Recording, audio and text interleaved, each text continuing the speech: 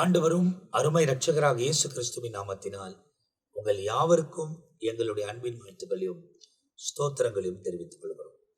தேவனுடைய பெரிதான கிருபையால் சுவிசேஷம் என்ற இந்த பகுதியில் உங்களோடு கூட கர்த்தருடைய வசனங்களை தொடர்ந்து பகிர்ந்து கொள்வதில் நாங்கள் மிகுந்த மகிழ்ச்சி அடைகிறோம். ஆண்டவர் காலையிலிருந்து இந்த மாலை வரை நம்மை பாதுகாத்து இந்த மாலை நேரத்தில் அவருடைய வசனங்களை தியானிக்க வாசிக்க கர்த்தர் தந்த கிருபைக்காக நான் கர்த்தரை ஸ்தோத்திரிக்கிறேன். அதிலும் தொடர்ச்சியாய் தேவனுடைய ஊழியக்காரர்கள் நம்ம மத்தியில கர்த்தருடைய வசனங்களை பகிர்ந்து கொள்வதில் நான் மிகுந்த மகிழ்ச்சி அடைகிறேன். போன பகுதியில் நீங்க பார்ப்பீர்களானால் ரொம்ப அழகான விளக்கங்கள் எல்லாம் நிறைய காரியங்களில் கொடுக்கப்பட்டிருக்கிறது. இந்த பகுதியை தான் பார்க்க சொல்லக்கூடியவர்கள் போன பகுதி வரை போடப்பட்டிருக்கிற எல்லா பகுதிகளும் நீங்கள் பார்க்கலாம். ஏறக்குறைய 223க்கு மேல பகுதிகள் உங்களுக்காக கிரேஸ் டெலிவிஷன் யூடியூப் ஆப்பில் பதிவிடப்பட்டிருக்கிறது. மத்தேயு எழுதின சுவிசேஷம், மார்க் எழுதின சுவிசேஷம் முடித்து தற்போது லூக்கா எழுதின சுவிசேஷம் 10ஆம் அதிகாரத்தின் முடிவில் இப்போ 11ஆம் அதிகாரத்தின் துவக்கத்திலும் இருக்கிறோம். எனவே தொடர்ச்சியாய் தேவனுடைய வசனங்களை கேளுங்கள். இரவும் பகலும் தியானிக்கிற மனுஷன் பாக்கியவான். இயேசு கிறிஸ்து போதித்த உபதேசத்தை கை கொண்டு நடப்பதற்கு உங்களை ஒப்புக்கொடுங்கள். அவர் மீண்டுமாய் வரக்கூடிய நேரங்களில் காலங்களில் வாழ்ந்து கொண்டிருக்கிறோம். அவருக்கு முன்னே நிற்கிற பாத்திரமாய் எண்ணப்படுவதற்கு எப்போதும் இவைகளை தியானித்துக் கொண்டிருங்கள். ஆண்டவர் தம்முடைய பிரசன்னத்தையும் கிருபையும் நம்முடைய வாழ்க்கையில விளங்க பண்ணி அற்புதமாய் நடத்துவதற்கு அவர் உண்மை உள்ளவராயிருக்கிறார். இப்ப நீங்க பார்த்தீங்க அப்படின்னு சொன்னா, போன பகுதியில நல்ல சமாரியன் என்ன செய்தான் என்பதை வந்த நியாய சாஸ்திரிக்கு அவர் சொல்லி முடித்ததை நாம் பார்க்கிறோம். ஆனா தற்போது மார்த்தாள் மரியாளை குறித்து இந்த இடத்துல வேதத்தில் எழுதப்பட்டிருக்கிறது.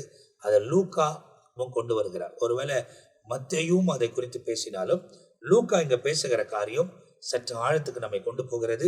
அவைகளை குறித்து நம்ம பிஷப் ரெவரண்ட் பெனியஸ் ஐயா நம்ம பேச போகிறார்கள். கர்த்தருடைய நாமம் மகிமைப்படுவதாக. லூக்கா சுவிசேஷம் 10வது அதிகாரம் 38வது வசனம். பின்பு அவர்கள் பிரயாணமாய் போகையில் அவர் ஒரு கிராமத்தில் பிரவேசித்தார். அங்கே மார்த்தாள் என்னும் பேர் கொண்ட ஒரு ஸ்திரீ அவரை தன் வீட்டிலே ஏற்றுக்கொண்டாள் அப்படின்னு ஒரு வார்த்தை இருக்கு. ஏற்றுக்கொண்டாள். ஒரு கிராமத்திற்கு பிரவேசித்தார் என்று சொல்லும்போது அது என்ன கிராமம் என்பதை குறித்து யோவான் சுவிசேஷத்துல தெளிவாய் சொல்லப்பட்டிருக்குது. அது என்னன்னு கேட்டா பெத்தானியா என்ற கிராமத்தில் உள்ள என்று வசனம் சொல்லு. அப்போ அவர் பெத்தானியா என்ற கிராமத்திற்குள்ளே பிரவேசிக்கும் போது ஏற்றுக்கொண்டவள் மார்த்தாள். அப்போ ஏற்றுக்கொண்ட பிறகு அவளுக்கு மரியாள் எனப்பட்ட ஒரு சகோதரி இருந்தால் அவள் இயேசுவின் பாதத்தருகே உட்கார்ந்து அவருடைய வசனத்தை கேட்டு கொண்டிருந்தாள் அப்படின்னு பார்க்கிறோம். ஏற்றுக்கொண்டவள் ஒருவள், வசனத்தை கேட்டவள் வேறொருத்தி. வாங்க அப்படின்னு வீட்டுக்கு அழைச்சிட்டாங்க. ஆனா வீட்டுக்கு போகும்போதோ இவள் வசனத்தை கேட்காமல் அவருடைய சகோதரி தான் என்ன செய்யறாரு, வசனத்தை கேட்கிறாள். ஆனால் அவருடைய சகோதரி என்ன செய்யறாளாம், அவருடைய பாதத்திலே உட்கார்ந்து அவருடைய வசனத்தை கேட்டாள். அப்போ ஏற்றுக்கொண்டவள் என்ன செய்கிறாள் என்பதை அடுத்து பார்த்தால், மார்த்தாளோ பற்பல வேலைகளை செய்வதில் மிகவும் வருத்தம் அடைந்து, அப்போ மற்ற வேலைகளை குறித்து வருத்தம், ஒருவேளை குடும்ப கஷ்டம் சொல்றதுக்கு இல்லை, பற்பல வேலைகளை குறித்து மிகவும் வருத்தம் அடைந்து அவரிடத்தில் வந்த, ஆண்டவரே நான் தனியே வேலை செய்யும்படி என் சகோதரி என்னை விட்டு வந்திருக்கதை குறித்து உமக்கு கவலை இல்லையா? அப்ப என்ன அர்த்தம், அவளையும் அமிச்சிங்க, 2 பேரும் சேர்ந்து வேலை செய்யணும். அது என்ன வேலைன்னு நான் இங்க போடப்படலை. ஒருவேளை அவருக்கு ஏதாவது சமையல் செய்து கொடுக்கணுன்ற ஒரு ஆசையோடு கூட இருந்திருக்கலாம். அல்லது வீட்டு வேலையெல்லாம் முடிச்சுட்டு அதன் பிறகு வந்து இயேசுவின் பாதத்தில் உட்காரலாம் என்று கூட நினைத்திருக்கலாம். இங்கே நீங்க பார்த்தீங்க அப்படின்னு சொன்னா, இங்கே அவளுடைய சகோதரி என்று சொல்லுகிற மரியாள் இயேசுவின் பாதத்தில் உட்கார்ந்து. அப்போ அந்த மரியாளை குறித்து வேதத்துல எந்த இடத்துல எல்லாம் சொல்லப்பட்டிருக்கதோ அங்கெல்லாம் அவள் இயேசுவின் பாதத்தை பற்றி கொண்டதாக பார்க்கிறோம். நான் பார்த்த பார்வை, இயேசு உட்கார்ந்து கொண்டிருக்கிறார். அங்கே பார்க்கும்போது இயேசுவின் பாதத்திலே உட்கார்ந்து, அங்க உட்கார்ந்துட்டு இருக்கனாக்கா பக்கத்துல உட்கார்ந்து வசனத்தை அவள் கேட்கிறதை பார்க்கிறோம். ஆனால் யோவான் சுவிசேஷம் 11வது அதிகாரத்திலே பார்க்கும் பொழுது 2வது வசனம், கர்த்தருக்கு பரிமள தைலத்தை பூசி தன் தலைமயிரால் அவருடைய பாதங்களை துடைத்த அப்படின்னு வசனம் இருக்கு. துடைத்த அந்த மரியாளே அப்படின்னு வசனம். அப்போ ரெண்டாவது அவளை குறித்து சொல்லும்போது என்ன, பாதத்தில் உட்கார்ந்து கொண்டிருந்தவள் இப்போ பாதத்தையே தொட்டு அதை துடைக்கக்கூடிய அளவிற்கு சற்று முன்னேற்றம். பரிமள தைலத்தை ஊற்றி துடைக்கக்கூடிய அளவுக்கு அவன் முன்னேறுவது மாத்திரமல்ல, அவரை அதிகமாய் நேசிக்க ஆரம்பித்தாள். அப்போ நன்றாய் கவனிப்போம். ஆனா இங்க மார்த்தாளை குறித்து சொல்லப்படவில்லை. அப்போ மார்த்தாள் தான் அழைத்தார். ஆனா அவளோ அங்க வசனத்தின் படி பார்த்தா, இயேசு பிரதுத்திரமாக, மார்த்தாளே மார்த்தாளே, நீ அநேக காரியத்தை குறித்து கவலைப்பட்டு கலங்குகிறாய். அப்போ லூக்கா சுவிசேஷம் 10வது அதிகாரம் 41வது வசனம். அவள் கவலையோடு கூட இருக்கிறாள். ஆனால் மரியாளோ இயேசுவின் பாதத்திலே உட்கார்ந்து கொண்டிருக்கிறார். தேவையானது ஒன்றே, மரியாள் தன்னை விட்டு எடுபடாத நல்ல பங்கை தெரிந்து கொண்டாள். அப்போ நல்ல பங்கு என்றால் என்ன? இயேசுவின் பாதத்தில் வந்திருப்பது. நல்ல பங்கு என்றால் என்ன? அவர் பேசுகிற வார்த்தை. அப்போ இன்றைக்கு நம்முடைய வாழ்க்கையில் கூட ஒரு நல்ல பங்கு என்று சொன்னால் அவருடைய பாதத்திலே உட்கார வேண்டும். அப்போ உட்கார வேண்டும் என்று சொன்னால் என்ன? அவர் சொல்லுகிறது எல்லாம் என்ன பண்ணும்? கேட்கணும். அதுதான் நல்ல பங்கு. அவருடைய வார்த்தை தான் நமக்கு ரொம்ப முக்கியம். பாதத்தில் அமர்ந்திருக்கிறதையே நான் விரும்புவேன் என்று பக்தன் சொல்லுகிறார். அப்போ இன்றைக்கு நாம் அவருடைய பாதத்தில் இருக்க வேண்டும். இங்க 2 இடத்துல பார்த்தீங்கன்னா, அங்க மரியாள் இயேசுவின் பாதத்திலே உட்கார்ந்தால், இரண்டாவதாக இயேசுவின் பாதத்திலே பரிமள தைலத்தை ஊற்றி துடைத்ததாக பார்க்கிறோம். மூன்றாவதாக இந்த மரியாளை குறித்து இன்னொரு இடத்துல பார்க்கிறோம். அது என்னன்னு கேட்டா, பரிசுத்த யோவான் சுவிசேஷத்துல நாம் எடுத்துக்கொள்வோம் என்றால் 12வது அதிகாரத்தை அங்கே பார்க்கும் பொழுது நடந்த சில சம்பவங்கள். மரியாள் பணிவிடை செய்திருந்தால், லாசரும் அவளோடு கூட பந்தியில் இருந்தார். அப்போது மரியாள் வெளியேற பெற்ற களமில்லா நலதம் என்னும் தைலத்தை ஒரு ராத்தல் கொண்டு வந்து அதை இயேசுவின் பாதத்திலே பூசி அப்படின்னு 12வது அதிகாரத்தில் வாசிக்கிறோம். ஆனா யோவான் 11வது அதிகாரத்தில் ஒரு முக்கிய சம்பவம் என்னன்னு கேட்டா, லாசரு மரித்து போகிறார். மரித்து போன பிறகு அவருக்கு செய்தி அனுப்பப்படுகிறது. ஆனா இயேசு வரல, அவர் தாமதித்து கொண்டிருக்கார். மறுபடியும் வந்துட்டார். அப்படி வரும் பொழுது முதல் இயேசுவை சந்திக்கிறது யாருன்னு கேட்டா, மார்த்தாள் சந்திக்கிறார். எப்படின்னு கேட்டா, இங்கே 20வது வசனம், யோவான் 11:20 பார்த்தா, மார்த்தாள் இயேசுவிடத்தில் வந்து, ஆண்டவரே, நீங்க இருந்தீரானால் என் சகோதரன் மரித்திருக்க மாட்டார். அப்போ முத சந்திக்கிறதே யாருன்னு கேட்டா மார்த்தா தான் ஓடுறா. ஆனா அவருடைய பாதத்துல அமர்றத விட்டுட்டான். ஆனா நீ இங்கே இருந்திருந்தா என் சகோதரன் மரித்திருக்க மாட்டான். இப்போ வாக்குவாதம் நடந்து கொண்டே இருக்குது. அந்த நேரத்தில் பாருங்க, இயேசு அவளை நோக்கி, உன் சகோதரன் உயிரோடு இருக்கான் என்றார். அதற்கு மரியாள், உயிர்த்தெழுதல் நடக்கும் கடைசி நாளிலே அவன் உயிரோடு இருப்பான் என்று அறிந்து கொள்ளுகிறேன். அப்ப என்ன அர்த்தம்னு கேட்டா, 2ஆம் வருகை குறித்து கூட யாருக்கு தெரியுது? மார்த்தாளுக்கு தெரியுது. ஆனா பாதத்திலே அமர்ந்திராவிட்டாலும் அவள் இயேசுவின் வருகை குறித்த ஞானம் அவளுக்கு இருந்திருக்குது. இன்றைக்கு அநேக நேரத்துல பார்த்தீங்கன்னா, இயேசுவின் வார்த்தையை நிறைய சொல்லுவாங்க. ஆனா உண்மையான ரட்சிப்பு இருக்காது. பைபிளை பற்றி நல்லா தெரியும். எனக்கு அநேக அரசியல் தலைவர்களை பார்த்தீங்க அப்படின்னு சொன்னா, அவங்க ரட்சிக்கப்படாவிட்டாலும் பைபிளை பற்றி என்ன பண்றாங்க? பேசுறாங்க. அதே போல் தான் நடக்கு. ஆனா அது மட்டுமல்ல, அது படிக்கும், இயேசு அவளை நோக்கி, நானே உயிர்த்ததும் ஜீவனுமா இருக்கிறேன். என்னை விசுவாசிக்கிறவன் மரித்தாலும் பிழைப்பான். உயிரோடு இருந்து என்னை விசுவாசிக்கிறவன் என்றென்றைக்கும் மரியாதை இருப்பான். இது விசுவாசிக்கிறாயா? அதற்கு அவள் சொல்றது, ஆமாண்டவரே, நீர் உலகத்தில் வருகிறவராகிய தேவகுமாரனாகிய கிறிஸ்து. மரியாதை குறித்து சொன்னோம் அப்படின்னு சொன்னா, நீ மறுபடியும் வரப்போகிற ஆமா கிறிஸ்து அப்படின்றது எல்லாம் சொல்றப்போ, இந்த அதிகாரத்துல நம்ம வாசிக்கிறது என்ன? மார்த்தாள் இயேசுவின் பாதத்திலே அமராமல் பற்பல காரியங்களை குறித்து கவலைப்பட்டாலும், இயேசுவின் வருகை குறித்து கூட அவளுக்கு நன்றாக தெரிந்தாலும், இந்த மரியாள் செய்தது என்ன? அடுத்து இங்க வசனத்துல வாசிக்கிறது 32வது வசனம், இயேசு இருந்த இடத்தில் மரியாள் வந்து அவரை கண்டவுடனே அவர் பாதத்தில் விழுந்து. அப்போ இங்க 3வது முறையாய் இந்த மரியாள் இயேசுவின் பாதத்திலே விழுந்து என்ற வசனத்திலே வாசிக்கிறோம். ஒரு பாட்டு ஒன்று இருக்கு, பாதம் ஒன்றே வேண்டும் இந்த பாரில் மற்றேதும் எனக்கு வேண்டாம், பாதம் ஒன்றே வேண்டும் என்று சொல்லி பக்தன் பாடுகிறது போல, இந்த மரியாள் இந்த அதிகாரத்திலே பார்க்கும்போது இயேசுவின் பாதத்தை பற்றி கொண்டாள். முதலாவதாக பாதத்திலே உட்கார்ந்தவர், இரண்டாவதாக பாதத்தை போய் தொட்டவர். மூன்றாவதாக பாதத்திலே விழுந்து விட்டார். இன்றைக்கு நாமும் கூட அவருடைய பாதத்திலே விழுந்துடணும். அப்படி விழுந்துட்டா ஒரு பெரிய அற்புதத்தை நம்மால் பார்க்க முடியும். என்னன்னு கேட்டா அவரால் எல்லாம் கூடும். அவருடைய பாதத்துல நம்ம இன்னைக்கு அநேகர் பார்த்தீங்க அப்படின்னு சொன்னா, பெரிய பெரிய தலைவர்கள், அரசியல்வாதி காலில் போயிட்டு என்ன பண்றாங்க, விழுறாங்க. மற்றவங்க பாதத்துல போய் விழுறாங்க. ஆனா இந்த வசனத்தின்படி பார்த்தா இயேசுவின் பாதத்திலே விழுந்தால் போதும், அதிசயங்கள் நடக்கும். இவள் இயேசுவின் பாதத்தில் விழுந்ததுனால என்னையா அதிசயம் நடந்தது? 4 நாள் ஆச்சு. நாரி போனதான லாசருவை ஆண்டவராக இயேசு கிறிஸ்து உயிரோடு கூட எழுப்பி ஒரு அதிசயத்தை செய்தவர். இன்றைக்கு நீங்களும் நானும் இயேசுவின் பாதத்தில் விழுந்து அவருடைய பாதத்தை பற்றி கொண்டால் நம்முடைய வாழ்க்கையிலும் ஒரு பெரிய அற்புதங்களை செய்ய அவர் உண்மையுள்ளவராயிருக்கிறார். இந்த இடத்துல பார்த்தீங்கன்னா இந்த 5 வசனங்களை ரொம்ப அழகாக நமக்கு விளக்கப்பட்டிருக்கிறார். மார்த்தாள் மரியாள், மத்தேயு எழுதுகிறார், மார்க் எழுதுகிறார், யோவான் எழுதுகிறார், இப்போது லூக்கா எழுதுகிறார். ரொம்ப சிம்பிளாக அவர் சொல்லியிருந்தாலும் இந்த இடத்துல அழைத்தது மார்த்தா, ஆனா பாதத்துல உட்கார்ந்தது மரியாள்.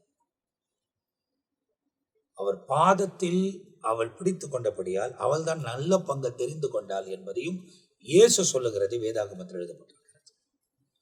அப்ப நமக்கு நிறைய வேலை செய்யலாம், நிறைய வெளியே ஊழியங்கள் போய் செய்யலாம். ஆனா நாம் அவர் பாதத்தில் காத்திருப்பது தான் அவருக்கு பிரியம். அதுதான் நல்ல பங்கு என்பதை வேதத்தில் நமக்கு சொல்லப்பட்டிருக்கிறது. இன்னைக்கு நிறைய பேர் என்ன பண்றாங்க அப்படின்னா, நிறைய ஊழியங்கள் செய்யறாங்க, வெளியே போய் நிறைய காரியங்களை செய்யறாங்க. ஆனா அவர் பாதத்தில் உட்கார்ந்து இருக்கிறதை விட்டு விடுகிறார்.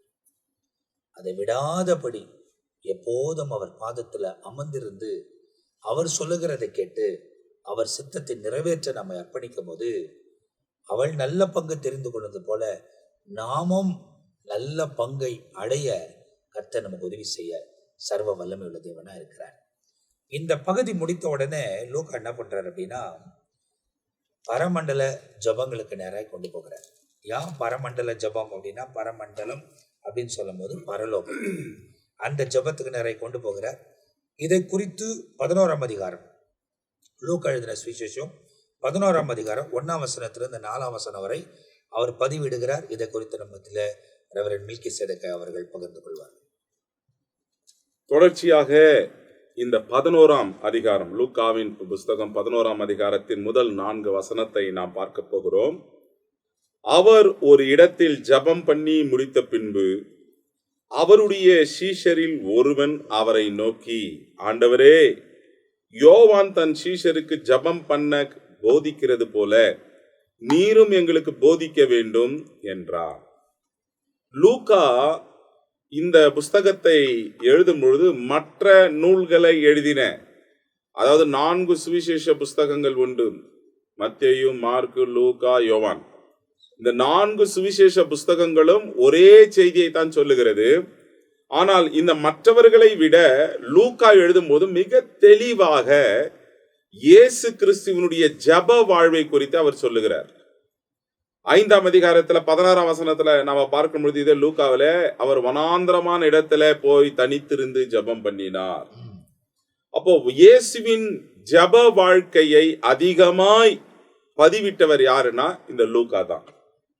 மிக தெளிவாக எழுதியிருக்கிறார். இங்கே நம்ம பார்க்கும்போது ஒரு சீடன் இயேசுவிடத்துல வந்து எங்களுக்கு எப்படி ஜெபிக்க வேண்டும் கற்றுத்தாரோம். இப்ப இந்த கேள்வியில் இருந்துன்னா தெரியுதுன்னா, இயேசு கூடவே இருந்தா கூட இவனுங்களுக்கு ஜப வாழ்க்கை இல்லை. இயேசு கூடவே இருக்கிறாங்க, ஆனா ஜெபிக்கிற தன்மை இல்லை. ஆனா யாரை பார்த்து இருக்கிறாங்கன்னா, யோவான் ஸ்தானகனை பின்பற்றி வந்த அநேகர் இருந்தார்கள் கூட்டம். யோவான் தன்னுடைய சீடர்களுக்கு ஜெபிக்க கற்றுக் கொடுத்தது போல நீரும் எங்களுக்கு ஜெபிக்க கற்றுத்தாரும் அப்படின்னு கேட்கிறாங்க. சீஷர்கள் என்று சொன்னா they are followers. இன்னைக்கு எப்படி ஒரு தலைவர் இருக்க, தலைவர் பின்னாடி மக்கள் ஓடுகிறார்களோ, இன்னைக்கு நல்ல தலைவன் நல்ல செய்தியை தன்னை பின்பற்றி வருகிறவர்களுக்கு அறிவுரித்து சொல்ல வேண்டும். இயேசுடைய சீடன் இயேசுவிடத்துல வந்து எங்களுக்கு ஜெபிக்க கற்றுக் கொடுக்க வேண்டும். இப்போ ரோமரின் புஸ்தகத்துல 8ஆம் அதிகாரம் 26ஆம் வசனத்துல நாம் ஜெபிக்க அந்தபடி ஆவியானவர் நமது பலவீனங்களை நமக்கு உதவி செய்கிறார், நாம் ஏற்றபடி வேண்டிக் கொள்ள வேண்டியது இன்னதென்று அறியாமல் இருக்கிறபடியால் ஆவியானவர் தாமே வாக்கு கடங்காத பெருமூச்சுகளோடு நமக்காக வேண்டுதல் செய்கிறார். அப்போ வசனத்துல தெளிவாய் சொல்வது வேண்டுதல் செய்வது, தேவனிடத்துல வேண்டிக் கொள்வது மிக மிக அவசியம். வேதாகமத்துல நம்ம பார்க்கும் பொழுது இயேசு இந்த பரமண்டலங்களின் ஜபங்களை ஆண்டவர் கற்றுக் கொடுக்கிறார். இந்த லூக்கா இன்னொரு இடத்துல பார்க்கும் பொழுது 18ஆம் அதிகாரத்துல ஒரு விதவை பெண் எப்படி ஓயாமல் அநீதி உள்ள அந்த பட்டணத்துல ஒரு நியாயாதிபதி இருந்தான். அவன் சொல்லும் பொழுது அவன் தேவனுக்கு பயப்படாதவனும் மனுஷரை மதியாதவனுமா இருந்தான். ஆனா அந்த பட்டணத்துல ஒரு விதவை இருந்தால் அவள் போய் எனக்கும் என் எதிராளிக்கும் இருக்கிற காரியத்தில் எனக்கு நியாயம் செய்ய வேண்டும் என்று விண்ணப்பம் பண்ணினாள். வெகு நாள் வரைக்கும் அவனுக்கு மனதில்லாதிருந்தது. ஆனா தான் தேவனுக்கு பயப்படாமலும் மனுஷரை மதியாமல் இருந்து இந்த விதவை என்னை தொந்தரவு பண்ணுகிறாளே, இவர் அடிக்கடி என்னை அலட்டாதபடி இவளுக்கு நியாயம் செய்ய வேண்டும் என்று தனக்குள்ளே சொல்லிக் கொண்டான். இதை சொல்லிட்டு இயேசு சொல்றாரு, பின்னும் கர்த்தர் அவர்களை நோக்கி, அநீதி உள்ள அந்த நியாயாதிபதி சொன்னதை சிந்தித்து பாருங்கள். அந்தபடியே தேவன் தம்மை நோக்கி இரவும் பகலும் கூப்பிடுகிறவராகிய தம்மால் தெரிந்து கொள்ளப்பட்டவர் நிமித்தம் அவருடைய விஷயத்துல ஆண்டவர் நிச்சயம் பதில் கொடுப்பார்.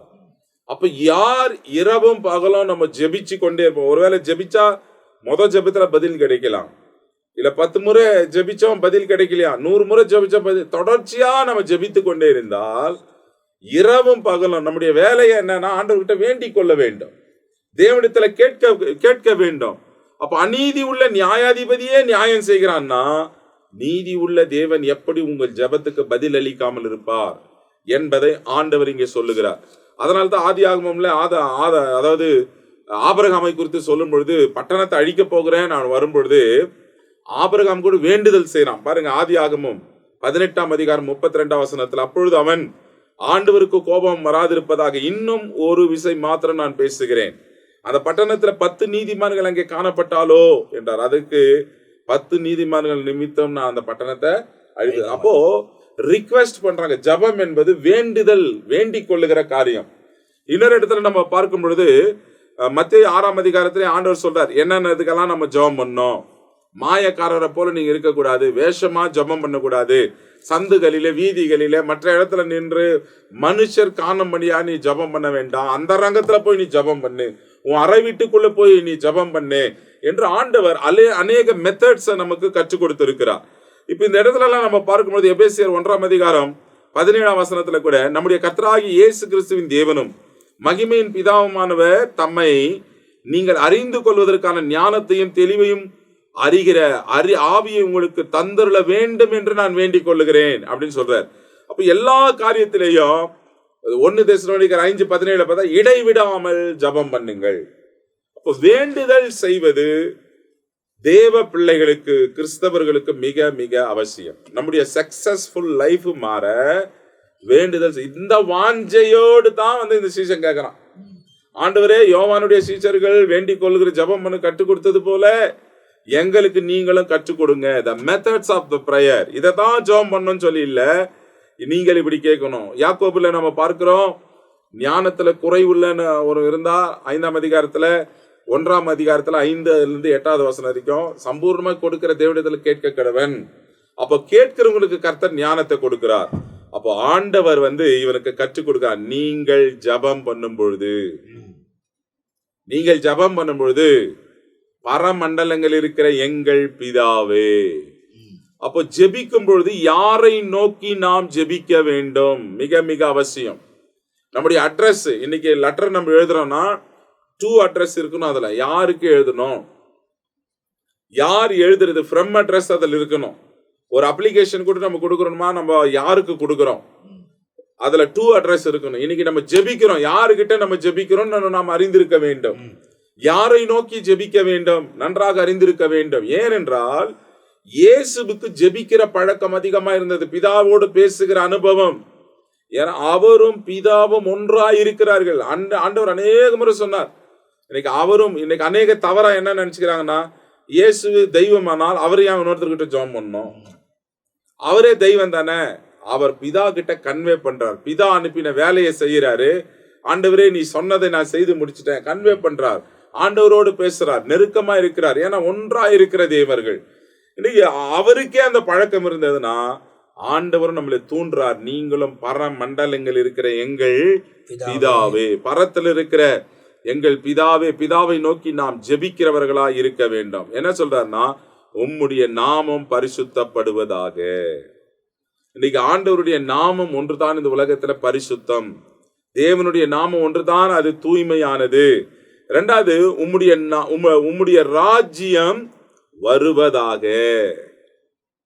தேவனுடைய ராஜ்யம் வருவதாக. இந்த ஜபத்துல நாம் என்னன்னா ஆயத்தமாகவும் இருக்க வேண்டும். அவர் யாரு பரிசுத்தம் உள்ளவர் என்பதை நாம் அறிந்து கொள்ள வேண்டும். பாயிண்டா இந்த பரமண்டலங்கள் ஜபத்தை நம்ம ஏற்கனவே தியானிச்சிருக்கிறோம். மத்தேயுவின் புஸ்தகத்திலேயே நம்ம தியானிக்கும் பொழுது ஏற்கனவே பகுதியா நம்ம தியானிச்சிருக்கிறோம். அப்போ ஆண்டவர் அட்ரஸ கொடுக்கிறார். யாரை நோக்கி நீ ஜபிக்கிறனா, பரத்தை நோக்கி, அவரை நோக்கி தான் பார்க்கணும். அதான் தாவீது சொல்றார், எனக்கு ஒத்தாசை வரும் பர்வதங்களுக்கு நேராக என் கண்களை. நம்ம கூட ஜபம் பண்ணும்போது கரங்களை உயர்த்தி கண்களை ஆட்டோமேட்டிக்கா நம்ம என்ன பண்ணிடணும், நம்முடைய தலைகளை உயர்த்தி ஜபம் பண்றோம். ஏன்னா இது இயேசு கற்றுக் கொடுத்த ஜபம். பரத்தில் இருக்கிற பிதாவை நோக்கி நாம் ஜெபிக்க வேண்டும். உம்முடைய நாமம் பரிசுத்தப்படுவதாக, உம்முடைய ராஜ்யம் வருவதாக, உம்முடைய சித்தம் பரமண்டலங்களிலே செய்யப்படுவது போல பூமியிலேயும் செய்யப்படுவது. ரொம்ப முக்கியம். பரத்துல என்ன சித்தம் இருக்கிறதோ, அங்கே என்ன நடக்குதோ அதைத்தான் இங்கே செய்ய வேண்டும். பழைய ஏற்பாட்டுல நீங்க பாத்தீங்கன்னா, மோசேக்கு ஆண்டவர் ஆசரிப்பு கூடாரத்தை, இந்த டேபர்னக்கலை உண்டாக்கும்படியாக எந்த மாதிரியின்படி சொன்னாருன்னா, பரலோகத்துல நான் உனக்கு காண்பித்த மாதிரியின்படியே நீ செய்ய வேண்டும்.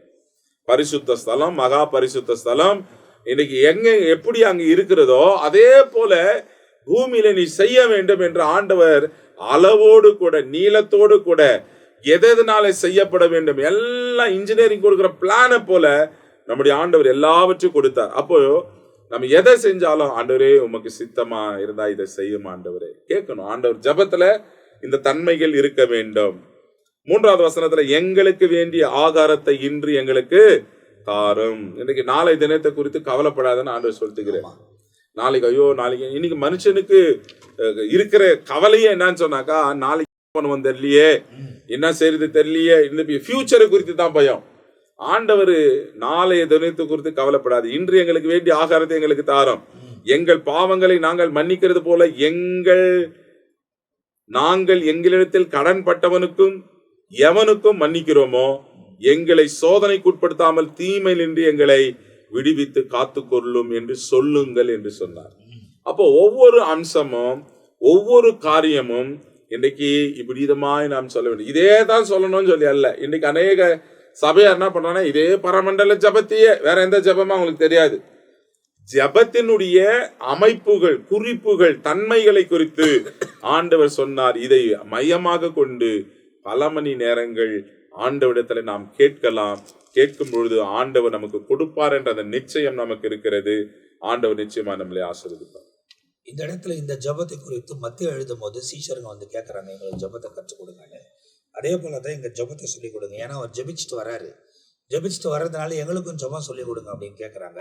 அதுக்கான இந்த ஜபத்தை அவர்களுக்கு கற்றுக் கொடுத்ததை வேதாகமத்துல நமக்கு லூக்காவும் பதிவு பண்ணுகிறார். அப்போ ஒரு விஷயத்த 2 பேரும் பதிவு பண்றாங்க அப்படின்னாக்கா அது ரொம்ப முக்கியமானது என்பதை நாம் தெளிவாய் தெரிந்து கொள்ள வேண்டும். அதுக்கு அடுத்தது அவர்களுக்கு ஒரு உவமையை சொல்லுகிறார்.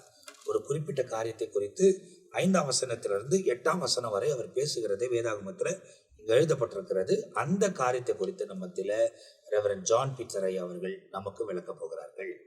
5ஆம் வசனத்தில் பார்க்கிறோம், பின்னும் அவர் அவர்களை நோக்கி, இப்படி தொடங்குகிறார். இந்த 11ஆம் அதிகாரத்தில் 1 முதல் 13 வரைக்கும் பரமண்டல ஜபத்தினுடைய தொடர்பு தான். 3 பகுதியா இருக்கு. அதுல 3 பகுதி. இது 3மே பரமண்டல ஜபத்தின் காரியம். நோக்கம் என்ன? ஒவ்வொருவரும் ஜெபிக்க வேண்டும், தேவனோடு நெருங்க வேண்டும். சில ஜபம் தெரியாம பண்றதுனால அவர்களுக்கு ஜெபிக்க முறை எப்படின்னு சொல்றாரு. 2வது, சில நேரத்தில் பதில் கிடைக்காம போகலாம், போராடி ஜெபிக்க வேண்டும். 3வது, நீ என்ன கேட்கிறாயோ, நீ கேட்கிற காரியம் ஒருவேளை கிடைக்கலனாலும் உனக்கு என்ன வேணுங்கிறது ஆண்டவருக்கு தெரியும். இதை ஒட்டி தான் இதில் உள்ள வார்த்தைகள். இது ஒரு ஓமையாக தான் சொல்றாரு. யாருக்கு சொல்றாரு? பின்னும் அவர் அவர்களை நோக்கி.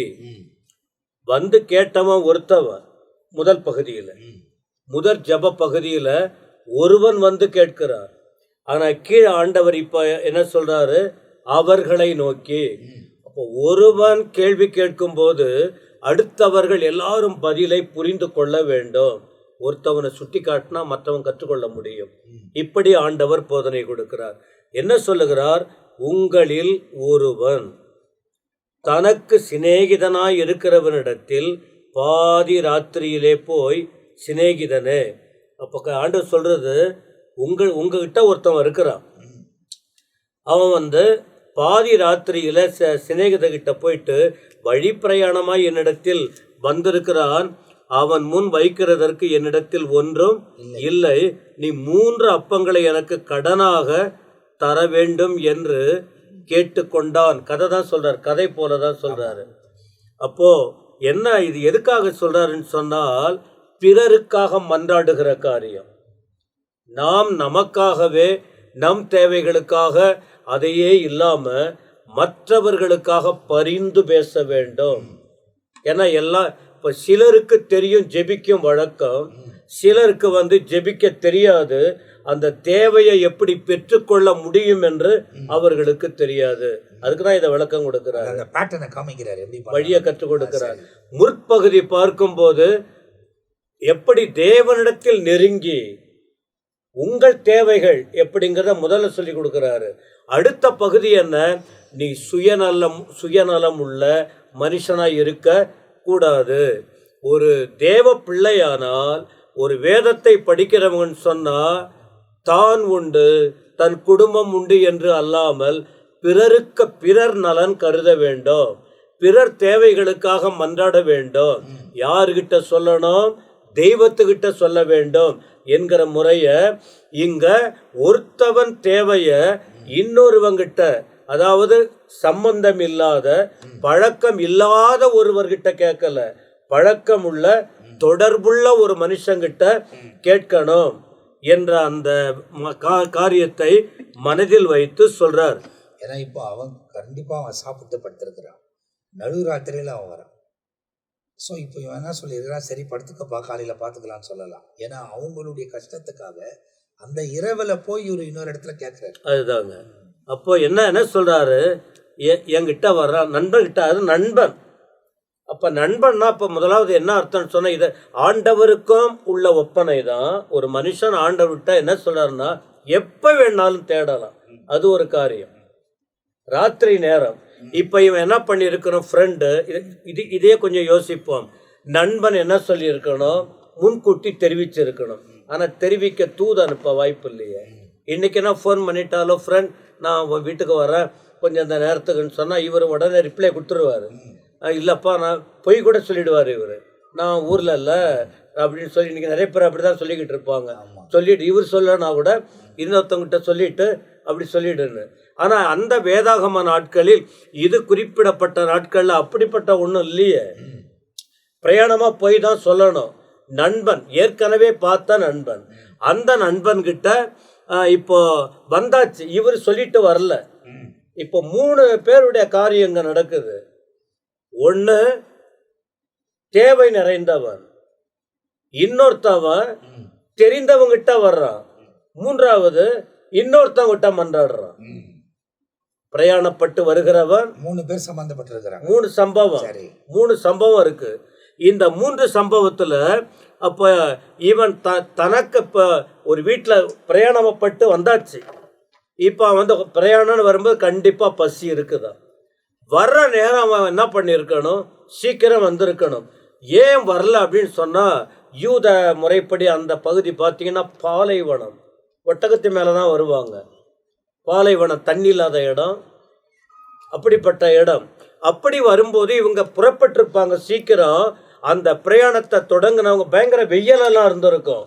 அப்போ பிரயாணப்பட்டவங்க வந்து வீட்டில் வந்து சேர்றதுக்கு ராத்திரி ஆகிருக்கும். அந்த இரவு வேளையில் வரும்போது வேற வழி இல்லை, கிட்ட யார் இருக்காங்க? ஒருவேளை அவனுக்கு நிறைய நண்பர்கள் இருந்திருக்கலாம். இதை மட்டும் நான் விளக்குறேன். நிறைய கடைசியில் இதனுடைய கருத்தை சொல்கிறேன். நிறைய பேர் நண்பர்கள் இருக்கிறான், எல்லா இடத்துக்கும் போக முடியாது. பொழுதும் போயிடுச்சு, பசியும் எடுக்குது, பாதுகாப்பும் வேணும். கிட்ட யார் இருக்காங்க? கிட்ட தூரம் இருக்கிறவங்க இல்லை, கிட்ட யார் இருக்காங்க? அவங்க கிட்ட போகலாம். அப்ப கிட்ட இருக்கிற ஒரு நண்பன் கிட்ட வந்தாச்சு. இப்ப அந்த நண்பன் சிநேகிதன் அவனுடைய நிலைமை என்ன? பொழுது போயிடுச்சு, எப்படியோ 10 மணி வச்சீங்களா, 10 மணிக்குள்ள சாப்பிட்டு படுத்தாச்சு, அவ்வளவுதான். இப்ப காலையில இருந்து இவங்க கஷ்டப்பட்டிருக்காங்க. குடும்ப கஷ்டம், வேலை கஷ்டம், சம்பாதிக்கிறது கஷ்டம் இருந்திருக்கும், கண்டிப்பா களைப்பு இருக்கும். முதலாவது சொல்லிட்டு வேற வரல இவங்க. ஒரு நம்பிக்கை தான், நம்பிக்கை. போனால் நான் நேசித்த என் நண்பன் கண்டிப்பா என்னை கைவிட மாட்டான், என்னையும் என் குடும்பத்தையும் ஆதரிப்பான் என்கிற உணர்வுல நம்பிக்கை தானே. அந்த நம்பிக்கை வந்தாச்சு. அப்போ வந்த உடனே இவர் உள்ள, இப்போ இவங்க அந்த நாளெல்லாம் கஷ்டப்பட்டதுனால படுத்தாச்சு. யாருமே படுத்த பிறகு கதவை தட்டின பிரச்சனை தான் அது. அதுக்கு தான் முன்கூட்டியே வரணும். சூழ்நிலை பிரயாணத்தில் லேட் ஆயிடுச்சு. சரி வந்தாச்சு, ஒரு நம்பிக்கையோட வந்த என் நண்பன். மற்றவங்க யாருன்னா இருந்தா போயிருக்க மாட்டாங்க, ஒரு நண்பன் தானே, பழக்கம், உயிர் காப்பான் தோழர், எல்லாம் விட்டுருவாங்க. நட்பு ரொம்ப முக்கியமானது. நட்பு ரொம்ப முக்கியம். சிநேகிதன் காட்டி கொடுத்தவனே சிநேகிதனேன்னாரு. கூடவே இருந்தியாடா சிநேகிதன். அவ்வளவு ஒரு பரஸ்பர உறவு, அன்பு. வந்தாச்சு. வந்த பிறகு ஃபர்ஸ்ட் இவன் மனுஷிகத்தை வெளிப்படுத்துகிறான். இவன் மனுஷிகத்தை வெளிப்படுத்துகிறான். இல்லப்பா, என்னை தொந்தரவு செய்யாத, நான் வீட்டை பூட்டிட்டேன், நாம நண்பர் தான், இல்லைன்னு சொல்லலை. நாம் எப்போ பழகணும்னு தெரியல, நம்முடைய நட்பு ரொம்ப நாள் கூட இருந்திருக்கும், இப்போதான் உனக்கு ஞாபகம் வந்திருக்கு. ஆனாலும் ஞாபகம் வச்சு என்கிட்ட வந்துட்ட. நீ வர்ற நேரம் நம்ம பழகின போது எனக்கு கல்யாணம் ஆகலை, எனக்கு பிள்ளைங்க இல்லை, வசதிங்க இல்லை, நல்லா பாலைவனத்தில் ஆடிக்கிட்டு இருந்தோம். இப்போ நீ என்னை நோக்கி வரும்போது நான் கொஞ்சம் நல்லா வசதியோடு இருக்கேன், உண்மைதான். ஆனால் என் அடையாளம் கண்டு எனக்கு நேராக வர்றேன் என் வீட்டுக்கிட்ட, என் மனைவி பிள்ளைங்கள்லாம் இருக்காங்க, எனக்கு கொஞ்சம் கஷ்டம் இருக்குது அப்படின்ட்டு மனுஷீகத்துக்கு இடம் கொடுக்குறார். எப்படிப்பட்டவங்களோ ஒரு சூழ்நிலை வரும்போது மனுஷீகத்துக்கு இடம் கொடுக்க வாய்ப்பு இருக்கு. உடல் நல குறைவு, குடும்ப சூழ்நிலைகள், அந்த மனுஷீகம் வெளிப்படுத்த வாய்ப்பு இருக்கு. நடுராத்திரி ஒருவேளை தூக்கம், டயர்ட், பகலெல்லாம் வேலை செஞ்சிருக்கலாம், அவங்க அந்த இடத்துல படுத்திருக்கலாம். அப்போ ஃபர்ஸ்ட் இல்லைன்னு ரெசிஸ்ட் பண்றாரு. எல்லாருமே அவ்வளவுதான். ஆனால் அன்புக்கு முன்னால அந்த கஷ்டமா தெரியாது. அன்பு, உண்மையான அன்புக்கு சொல்ற, மேலோட்டமான அன்பு டோட்டலா நிராகரிச்சிடும். உண்மையான அன்பு ஆரம்பத்துல கொஞ்சம் தன்னுடைய காரியத்தை சொன்னாலும், உண்மையான அன்பு என்ன நடக்கும்னு சொன்னா சரி பரவாயில்ல, ஏன் நண்பன், இந்த பிள்ளைகள், மனைவி, தன் மற்ற குடும்ப உறவுகளை விட அந்த எவ்வளவு நல்லா பேசியிருப்பாங்க, அந்த அன்பு எவ்வளவு, எத்தனை நாள் அவங்க ஃப்ரீயா சம்பாஷணெல்லாம் இருந்திருக்கும். இந்த நட்பை வச்சுட்டு அவனும் நம்பிக்கையோட நம்பி வந்துட்டான், என் நண்பன் என்னை கைவிட மாட்டான் அப்படின்னு சொல்லிட்டு. அப்போ அங்கே வந்தபோது ஃபர்ஸ்ட் சொன்னா இல்லப்பா முடியாதுன்னு. 8ல் அவன் தன் சிநேகிதனாய் இருக்கிறது நிமித்தம் எழுந்து அவனுக்கு கொடாவிட்டாலும், அவன் முழுமையா அவனுக்குரிய தேவைகளை சந்திக்காவிட்டாலும் சொல்றான், என்னிடத்தில் வருந்தி கேட்டது நிமித்தம் எழுந்திருந்து அவனுக்கு தேவையானதை கொடுப்பான் என்று உங்களுக்கு சொல்லுகிறேன். என்ன அவன் கேட்டது? என்ன? 3 அப்பங்களை எனக்கு தர வேண்டும். அப்போ அவனுக்கு 3 அப்பன்னா யார் யார் வந்தாங்கன்னு இல்லை, ஒருத்தவன் தான் வந்திருப்பான். இங்கே இந்த குடும்பத்தில் நிறைய பேர் இருக்காங்க. அவனுக்கு இப்பொழுது தேவை 3 அப்பம். அந்த 3 அப்பத்தை நீங்கள் தரணும். ஆனால் இவன் என்ன சொல்கிறான், 3 என்னால் முடியுதோ முடியலையோ அது ஒன்று. ஆனால் அவன் அந்த அன்பு நிமித்தம் வருந்தி கேட்டதுனால இதை உனக்கு நான் எழுந்து கொடுப்பான்னு ஆண்டவர் அந்த 3 காரியத்தை சொல்றார். இந்த என்ன 3 காரியம்னு அடுத்த பகுதியில் இருக்கு பாரு. அப்போ இந்த இடத்துல நீங்க பாத்தீங்கன்னாக்கா, இந்த 5லிருந்து 8ஆம் வசனம் வரை ஒரு நண்பனை குறித்து ஆண்டவர் பேசுகிறார். நடு இரவில் அவர் வீட்டை தட்டி எனக்கு 3 அப்பம் வேணும் என்று கேட்கிறார். அவர் முதலாவது என்ன சொல்றாருன்னா, இல்லை நான் பிள்ளைகளோட படுத்திருக்கிறேன், என்னால் எழும்ப முடியாதுன்னு சொல்றாரு. அவர் வருந்தி கேட்கிறார். அதாவது என்னன்னா தொடர்ந்து கேட்கிறார். அவர் அப்படி சொன்னாலும் அங்க நின்று கேட்கிறார். அதனால எழுந்திருந்து அவர் கொடுத்தார். அவருக்கு மீறினது, அவர் கேட்டதும் அதிகமா கொடுத்தாருன்னு இங்கிலீஷ் பைபிள்ல சொல்லப்பட்டிருக்கு. ஏன்னா என்ன சொல்லப்படுது அப்படின்னாக்கா, he will rise and give him as many as he needs. அவர் எவ்வளவு தேவையோ அவ்வளத்தையும் அவர் கொடுத்தார் என்பதாக வேதத்தில் எழுதப்பட்டிருக்கிறது. தொடர்ந்து ஜெபத்தை குறித்து அவர் பேசுகிறார். அதாவது கேளுங்கள் உங்களுக்கு கொடுக்கப்படும் அப்படின்றது தான் அடுத்த பகுதி தொடங்குகிறது. எனவே இந்த நிகழ்ச்சியை பார்த்து கொண்டிருக்கிற நீங்கள் இந்த இடத்துல விளக்கப்படுகிற ஒவ்வொரு வசனத்தையும் பார்க்கும்போது எவ்வளவு மறைப்பொருட்கள் இதுல இருக்கிறது என்பதை ஒருவருக்கு ஒருவர் பகிர்ந்து பேசும்போது அது வெளியே வருகிறதை நம்மால் பார்க்க முடிகிறது. எனவே வசனத்தை நாங்களும் கற்றுக்கொள்கிறோம், அதே நேரத்தில் உங்களுக்கும் கற்றுக் கொடுக்கிறோம். ஆவியானவர் நம்ம எல்லாருக்கும் கற்றுக் கொடுக்கிறார். நாம் வசனத்துல தேறினவர்களா இந்த உலகத்துல தேவனோடு கூட சஞ்சரித்து தேவனுக்கு ஏற்ற பிள்ளைகளாய் வாழும்போது உண்மையாகவே ஆண்டவர் தம்முடைய பிரசனத்தை நம்முடைய வாழ்க்கையில விளங்க பண்ணி அற்புதங்களை செய்வதற்கு அவர் உண்மை உள்ள தேவனாய் இருக்கிறார். எனவே தொடர்ந்து தேவனுடைய வசனத்தில் நிலைத்திருங்கள், இரவும் பகலும் தியானியுங்கள். இந்த நிகழ்ச்சியை பார்க்கிற நீங்கள் இதுக்கு முந்தி போடப்பட்டிருக்கிற பகுதிகள் எல்லாம் நீங்கள் பார்ப்பீர்களானால் உங்களுக்கு அது ஆசீர்வாதமா இருக்கும். இந்த சேனலை சப்ஸ்கிரைப் பண்ணிக்கொள்ளுங்க, மற்றவங்களுக்கும் இந்த நிகழ்ச்சிகளை ஷேர் பண்ணுங்க, அவங்களும் வசனங்களை கற்றுக்கொள்ளட்டும். ஆண்டவர் உங்க வாழ்க்கையில மேன்மையான காரியங்களை செய்வார். இந்த பகுதியில என்னுடைய ஊழியக்காரர்கள் தன் நேரங்கள் எல்லாம் ஒதுக்கி மத்தியில் வந்திருக்கிறபடியால் நான் கர்த்தரை ஸ்தோத்திரிக்கிறேன். தொடர்ச்சி அடுத்த பகுதியில மீதியான காரியங்களை நாம் தியானிக்க போகிறோம். அதுவரை நாங்கள் எல்லாம் உங்ககிட்ட இருந்து விடைபெறுகிறோம். கர்த்தர் உங்களை ஆசீர்வதிப்பாராக. ஆமென்.